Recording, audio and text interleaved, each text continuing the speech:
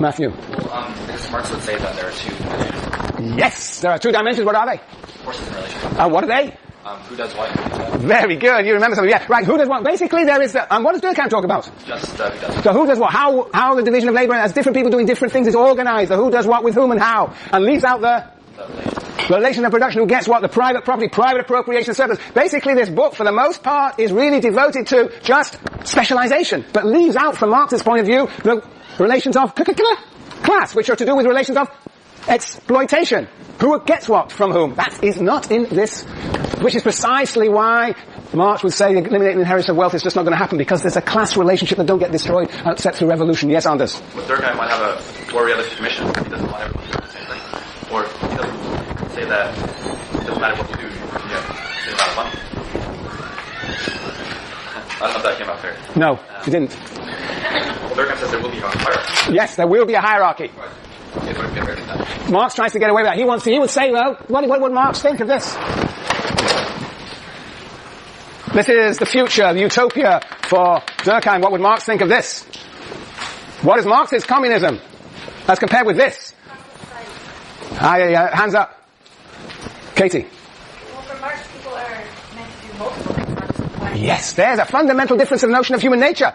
Yeah. But for Durkheim, you realize your potential by specializing. For Marx, you ultimately realize your potential by doing different things. You are a multifaceted individual. Yeah. You remember this picture? Realm was not a picture. Realm of necessity. One of the few moments in my life where I don't have a picture. Realm of freedom. What was this? Remember? This was communism. So what would Durkheim think of this?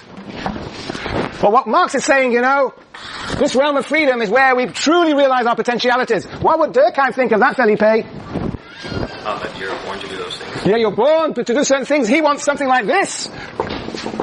So what would he think of this? How would he see this? Yes, but Mary. Murray. Even for the realm of freedom, quote unquote, it's irrelevant. We have a necessity, and that's our purpose. It's not personal. It's you're finding your necessity, and that is that is your talent, but it's within a bigger picture. So it's not even does that make sense at all? It's towards a greater goal. So it's always necessary. What's always necessary? For whom? Your job in society, your role in the Durkheim. You're talking about Durkheim. Yes, Durkheim has the idea you specialize and you have a sense of the whole. Right. Absolutely. The idea of the realm of freedom is just obsolete. No, it's something more. It's worse than obsolete. Yes, it's very different. For Durkheim, the idea we're all specializing in a factory, or it's basically a performance. It's what is theatrical performance, right? That's the communism. Whereas for Marx, it's every individual with his multiple talents, doing different things, developing their multiple talents. What would Durkheim think of this realm of freedom, given that he's interested in this hierarchical, common, collective project, Marianne? I think that it was redundant, almost. The realm of necessity is that's how you realize yourself, and that's the realm of freedom is so that you have space in which to discover yourself and develop your best talents, and Durkheim says that's not how you do it, so... Yes, but how would he react to this idea? Grace? I think he'd say they're being unproductive. That the workers are being unproductive, They are being unproductive, but he would also, what would Claudette? I think that would result in interdependence or solidarity. It wouldn't very good. It wouldn't result in interdependence and solidarity, but it would lead to, what's your name? Mina, very good. Say that we're limited by our aptitudes and our tastes. Sorry? We're limited by our aptitudes and tastes. This is Durkheim, yeah? So we have to follow our natural. Yeah, that's right, but what would he think of this? He sees this in front of him, he sees a film of this, and what would he react? Courtney. No, it's not Courtney. Jeepers, that's wrong. You're Andy, right? I think he would see it as possibly creating discontinuous division of labor. Discontinuous division of labor. Now we're getting interesting. Malcoordination, because no coordination here. Charita. Yeah. On page 34, he says, why should more dignity attach to being complete and mediocre than in leading a more specialized kind of life, but one more intense, particularly when manufacturing is globally at once? I think that the realm of freedom, this whole multifaceted thing is kind of not a good idea, because you're not in depth, You're definitely not a good idea, and it's discontinuous, it's not interdependence, but it's even worse than that though, isn't it? It's even worse. He would be boiling, he would be frothing at the mouth, Aaron. You call it either antisocial or pathological? He would call it antisocial or pathological, yes, we're getting nearer, we're getting warm and hot, Sasha.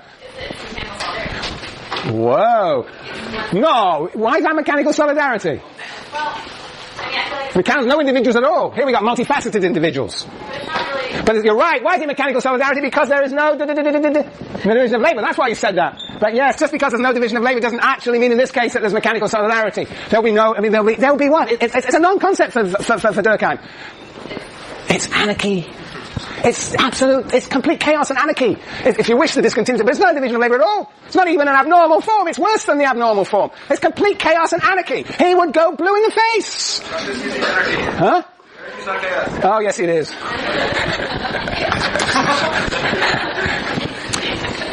The power of the professor. PP. Yeah. Anyway, you all get the same point, that he has no relation, he can't understand this. Freedom for Durkheim only comes with discipline by situating oneself in a hierarchy in the division of labor. So the question is this any better for Durkheim? The realm of necessity. There's no real division of labor. Hands up, Katie. Yes. There's no real division of labor there either. No one's specializing. Everybody's rotating. Yeah, that's Things are getting done, necessary things. That's an interesting argument that in fact insofar as there is rotation of labor, there isn't a division of labor. What does Marx call this? He calls this production by associated producers, right? Yeah. So some idea of collective organization. I don't know, you may be right, Katie, that there is no division of labor here, but this is getting nearer to Durkheim. Actually, Durkheim thinks that the occupational groups, and perhaps even self-regulating groups, is important. So one might argue that this realm of necessity is nearer to the Durkheimian normal division of labor. You might think so. Yes, Jason. But if it were the normal division of labor and people were situated where they were meant to be, predestined for freedom, then wouldn't what they're doing in society be part of the realm of freedom? Like that's what's actually going for that. Yes, this is the realm of freedom for Durkheim. Yes, that's right. Because they realize themselves in the division of labor, there's nothing really fundamentally outside the division of labor, as there is for Marx and Engels. Yes, so and the question is, well, Katie's right. I mean, insofar as there is rotation here, is there really that true division of labor? Is that the intensity of activity that can produce solidarity? Is this what Durkheim is concerned with, the production of solidarity? Marx is probably concerned more with the organization, self-organization. But anyway, this is much closer to the normal division of labor. Much closer to the normal division of labor. Okay, very good. Now what might Durkheim say back to Marx? You remember our criticism of Marx? That he said, you remember this picture? You won't remember it, Olivier, but let me show you. It's one of my more beautiful pictures. Competition. Remember this, competition leads to what? Crisis leads to class struggle. We won't go into the details. Leads to communism. That's Marx. And we said, no, you're wrong, Marx. It leads to organized capitalism. Now tell me, what might Durkheim say? What is this organized capitalism after all? Neil? Durkheim would say that's his normal division. Yeah, this might be seen to be closer to his normal division of labor because, of course, the state is in here organizing this organized capitalism. So there may be some claim that, in fact, this organized capitalism, social democracy, Norway, is, in fact, the future of capitalism and close to the normal division of labor. Yes, so Durkheim might say to Marx, oh, Marx, you've got the theory wrong, you were nearly right, but in fact, communism doesn't emerge from competitive capitalism, but organized capitalism, which is none other than my normal division of labor. And by virtue of that, this is the normal division of labor. What then is the earlier one? What is this? Abnormal, brilliant, you're geniuses, great, abnormal. Well, at least you think like me. Just the same. Yes! The abnormal division of labor, because of course that's where crises come, that's where you have class struggle, and then that's all going to get smoothed out with. That's what Durkheim could say back to Marx. Yes. Yes. Yes. Let's see if we can do this one. Lenin. Remember Lenin? This is the great picture of Lenin. No. 1,000 threads, the moon. Then we get to the dictatorship of the proletariat, and then communism.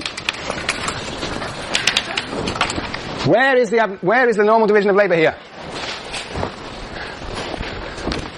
Any ideas? What happens under the DFP? What happens under the DFP? Greg? People are elected. They just, could be anything that could be running these tokens, and they combine together. Okay, well, basically, officials are elected subject to instant recall given average work person's wage. The military is decentralized, subject to control of the people, and the parliament is turned from a talking shop into a working body. That is what we call radical democracy. He is a great radical democrat, radical democracy. But what's the economic moment? What's the economic moment of the DFP? The economic moment of the DFP. What's the principle that defines the dictatorship of the proletariat? From each according to their labor. From each according to their labor? Well, no. From each according to their abilities, to each according to their labor, work. Not communism, that's needs, but work. So that's the principle of what? from each according to their abilities, to each according to their work. That is, people are rewarded for their labor, which is what? Meritocracy. That is Durkheim. So in a sense, there is a Durkheimian moment to the dictatorship of the proletariat, the economic moment, the division of labor, the big state, the regulating state, the planned state, the division of labor. That is a sort of almost Durkheimian. And I think that Lenin would also be concerned to actually promote some equality of power between the different parts of society. But what is missing from Durkheim is what? Radical democracy. Yes, Aaron? Well, he's also using force. Force. Well, Lenin's whole project is the legitimacy of violence. Ah, you mean this over here. You need violence to overthrow this order. To get from here to here, you need a revolution. And the continuation of violence under the DOD. Oh, no, that you've just been listening to Mike Levian. That's not Lenin. No. Basically, force is only used against whom? Come on, Aaron. Against capitalism. Yeah, that's right. When the capitalists were away, the force splitters away. Oh, it's the armed people. What did he say? Wink, wink. You mean you're caught in the middle in a contradictory position? Yeah. Okay, yes. Anyway, the force, if you will, but the most is radical democracy. Lenin's radical democracy is just not present in Durkheim's imagination of the future. All right, we got one more. We got 2 minutes. Gramsci. Now this is the big question. Gramsci, hegemony and solidarity. Yes, Neil. I think Gramsci is probably the most similar in the way that his solution is. I think for Durkheim it seems to be all about the collective consciousness, and that's how we're going to change things. And that's the most similar to Gramsci's idea of creating some society with a war position and changing ideology and hegemony. What? Very good. What's the difference between hegemony and solidarity? Is that it's one person, well, it's one class's, their interests being above everyone else. Right, so hegemony is the domination of one class over another. The combination of force and consent, the organization of the consent of the subordinate class to a dominant class. There is, in the idea of hegemony, domination. There may be interdependence, but there's domination. Whereas for Durkheim, solidarity involves reciprocal interdependence, and there's no sense of domination. But there is what? There may be no sense of domination, but there is what? Hierarchy. Very good. There is hierarchy. This is the most tricky one. As Neil said, it's the closest. Ideas are what will, like something. Yes, ideas are very important for Gramsci. The idea of ideology as the cement of society, just as the collective consciousness is, in fact, the underpinnings even of organic solidarity. Gramsci thinks sociologists are useless. Gramsci thinks that sociologists are useless. Oh, this is very important. That's brilliant. That's 4 Bs. No one's ever got a 4 Bs. Yes, Gramsci thinks that sociologists are useless. Now, what's the significance of that? Because he thinks the state is essentially everything. So poli-sci guys will have the solutions, whether it be civil society, how the state intervenes, or whatever. Gramsci thinks that the state can actually play a regulatory role and all that. Right. For Gramsci, the state is the center of the organization of domination. For Durkheim, civil society, the division of labor, the occupational groups are the center of solidarity.